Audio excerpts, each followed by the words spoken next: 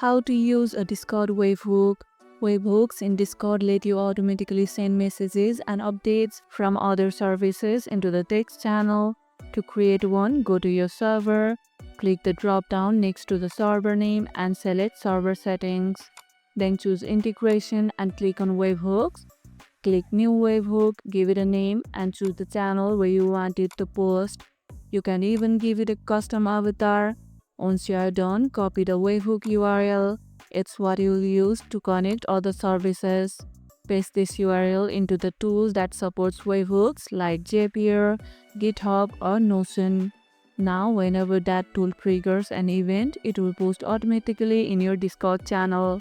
Use a service like IFTTT or Zapier to link your Discord webhook with over 1000 different apps for endless automation. Ever used webhooks before? Let us know how you have set them up in the comments below. Webhooks are perfect for keeping your community in the loop without lifting a finger. And if this video helped, hit the like button, share it, subscribe and leave a comment.